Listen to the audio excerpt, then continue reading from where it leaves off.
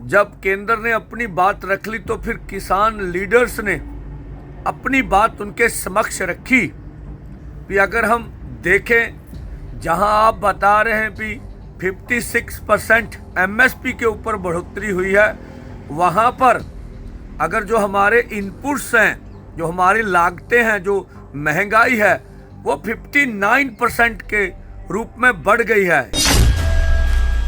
मध्य प्रदेश का आंकड़ा उनके समक्ष रखा कि मध्य प्रदेश की सरकार ने किसानों के साथ मिलकर 6000 लागत मूल्य सोयाबीन का तय किया, लेकिन केंद्र की एमएसपी 4800 कुछ रुपए थी और फसल उससे 1000 रुपया नीचे पर बिकी।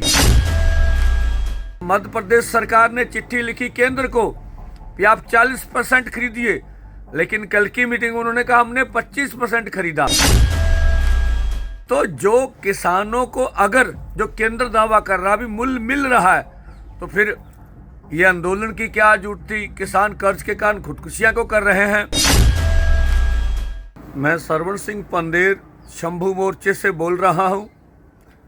कल जो केंद्र से वार्ता हुई, केंद्र के मंत्री प्रहलाद जोशी, खेती-बाड़ी के सेक्रेटरी, फूड सप्लाई मंत्रालय के सेक्रेटरी, जिन्होंने अपना पक्ष रखा कि हमने 2014 से लेके 2024-25 तक जो एमएसपी में बड़ी बढ़ोतरी की है, उनका कहना था 56%, 56% एमएसपी में बढ़ोतरी हुई है।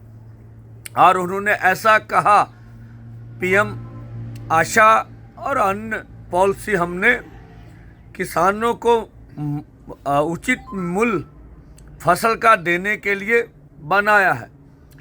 जब केंद्र ने अपनी बात रख ली तो फिर किसान लीडर्स ने अपनी बात उनके समक्ष रखी कि अगर हम देखें, जहां आप बता रहे हैं कि 56% एमएसपी के ऊपर बढ़ोतरी हुई है, वहां पर अगर जो हमारे इनपुट्स हैं, जो हमारी लागतें हैं, जो महंगाई है, वो 59% के रूप में बढ़ गई है इन्हीं 2014 से लेकर 24 तक। तो इस मूल्य का हमें कोई फायदा नहीं है। हमने छत्तीसगढ़ का आंकड़ा, मध्य प्रदेश का आंकड़ा उनके समक्ष रखा कि मध्य प्रदेश की सरकार ने किसानों के साथ मिलकर 6000 लागत मूल्य सोयाबीन का तय किया, लेकिन केंद्र की एमएसपी 4800 कुछ रुपए थी और फसल उससे 1000 रुपया नीचे पर बिकी।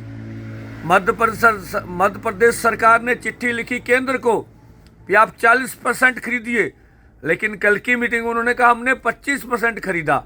तो जो किसानों को अगर जो केंद्र दावा कर रहा भी मूल्य मिल रहा है, तो फिर ये आंदोलन की क्या जरूरत थी? किसान कर्ज के कारण खुदकुशियां को कर रहे हैं। और हमने कहा कि हमारी, आप बोल रहे हैं कि एमएसपी से ऊपर बहुत सी फसलें बिक रही हैं, उनका कहना था।